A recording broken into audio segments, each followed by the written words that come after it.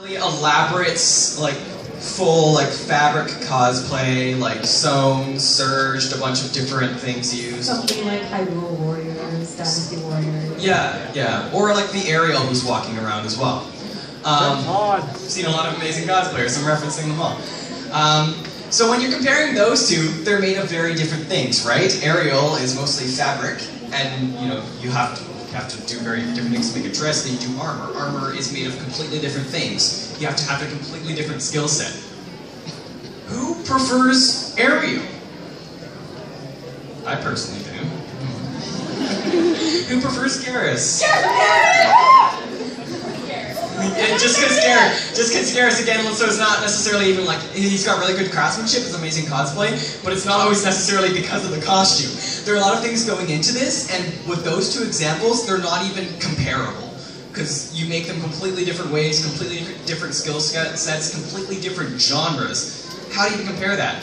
Which is why I find cosplay contests funny, because sometimes you end up having to compare what is essentially a giant prop, which is amazing, to something that is like full, like I've double serged everything and double stitched everything and everything's made of this magical fabric that I had to hand dye.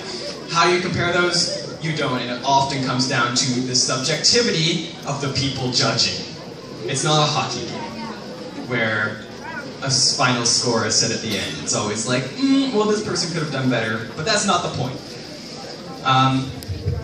Has anyone ever heard, like, somebody look at something and be like, that person has the perfect body for Goku? Has anyone ever heard that though? I have.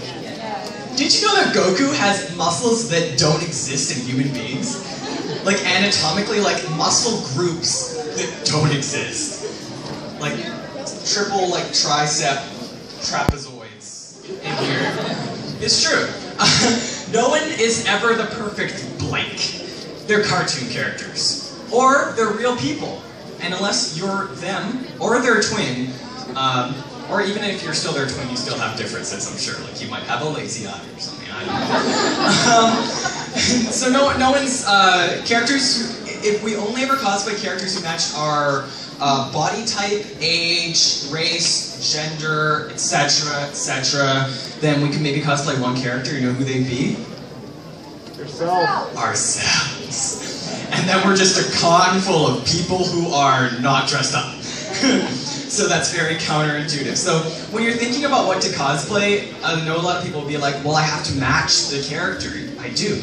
No one does, so maybe that shouldn't be as big as a concern. And when you see somebody who like doesn't say like have like isn't the gender that you would expect from the character, you know, being like, I love that Sora cosplay except that Sora cosplayer is a girl.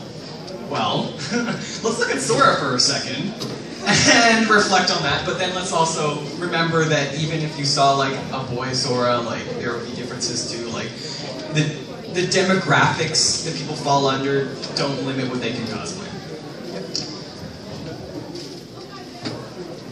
Okay, my next slide was like yaoi hands. So I don't think this translates well, but it's just a picture of yaoi hands to break things up. Because that's an example of anatomy that doesn't exist. Hands that are the size of bodies, and faces that are the size of hands. Does anyone post their cosplay on the internet? Has anyone ever experienced, like, who experiences good stuff from the internet? Like people commenting really nicely, making connections and all that? Who experiences bad stuff on the internet? People trolling, people sending you anonymous hate, etc. Yeah, we get both sides. The ability for people to post anonymously gives them the ability to not be accountable for what they say. If you could imagine, if I were to stand here and say something like really offensive and bigoted right here, I'd be accountable for that and you'd probably boo me. If I were to be the Wizard of Oz and stand behind the speaker and blow it out, if I were to stand like behind that locked door and just yell those things, I wouldn't be accountable. So I might not, guard myself in terms of what I'm going to say. I'm not a bigoted person to start with, but I wouldn't be accountable. You wouldn't be able to point me out and say, like, Lucas said all those really messed up things. You'd be like, I heard all these really messed up things when I was sitting in a room. Anyway, it's really scary. It says more about the person posting it than it does about you, because it's usually a form of like frustration and a person coping with the insecurities they feel and pushing that out to somebody else. Usually somebody who's vulnerable. Usually somebody who posts their stuff on the internet that makes you vulnerable, and often people who may not sort of stand up for themselves or may not like fight back, right? So those are the people who often fall victim, and it's really unfortunate because those are the people who deserve it least of all, for sure. Do you have anything to say? Well, I'm going to share a little bit of a story here. I spent about a week and a half making costumes for 3 other people, and I was doing it for a convention that we were all going to. We were all doing a big group cosplay.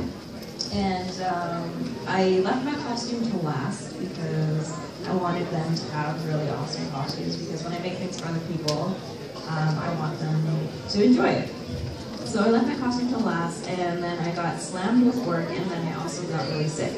So basically my costume didn't get finished, but their costumes were done, and I'm like, well, you know what, I'm going to go out and have fun in a half costume because I spent all that effort making them, so I can just go have fun.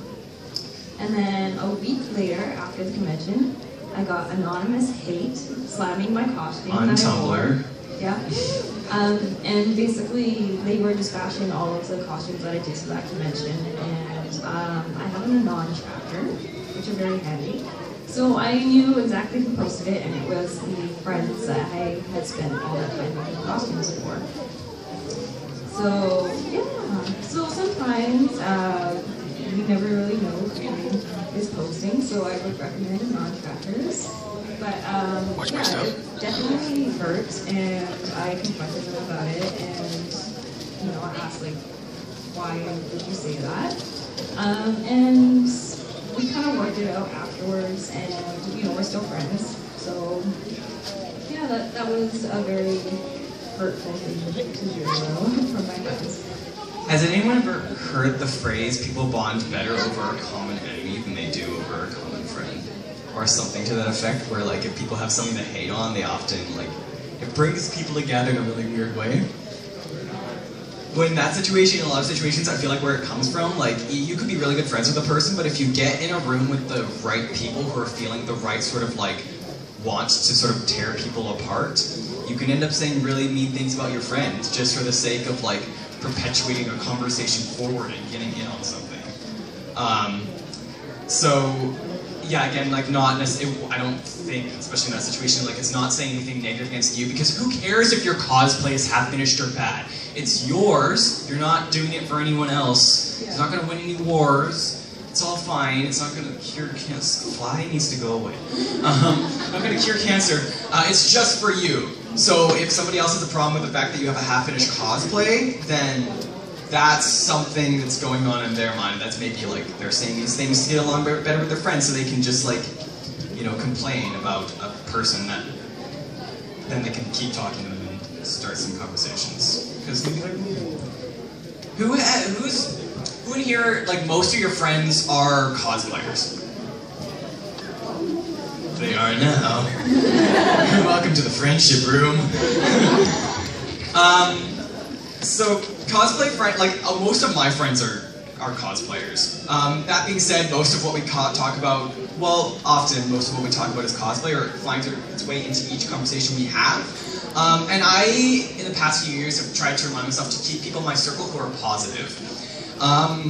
Instead of pointing out like flaws in a costume, which is easy to do, and again, like can make for some really good conversation. What's harder to do is to point out like and appreciate time and effort that goes into cosplays, or like really good things, or if you'd be like, oh, maybe, like that person, I don't know, like I don't really like how they style their wig, but their costume's really awesome, or like I really love that wig color even. So pointing out the positive instead of pointing out the negatives to bond with people is a lot harder. But you know, the type of friendship you form is based on the type of like environments you have on it. So it's a negative environments, and if your friends are saying really nasty things about other people, imagine what they're saying about you. And I know that's like really harsh to say, but from the experiences I know I've had, it's been true. Like people who are really willing to bring everyone else down will have no issue bringing you down no matter how close you are. So you wouldn't want to be put under a magnifying glass, so don't do it to other people. Pay it forward. Fact of life, positive people equals good times, negative people equals dolly downers, because it only goes downhill from there. So try to keep positive people in your life. Or remind people when they're being negative or drummerific. Okay. Who's heard of... Oh, did you have a question, or are you... Okay.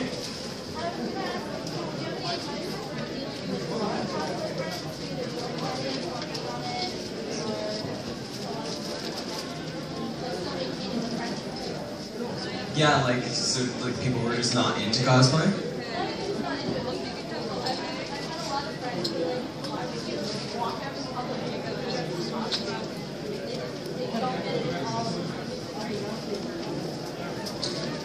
And they might I usually compare it to sports. I like sports, so I'm not like bashing sports, but I'll say like, well, if you reduce anything to like as like an outsider looking in, if you reduce it to its simplest form, it's always gonna sound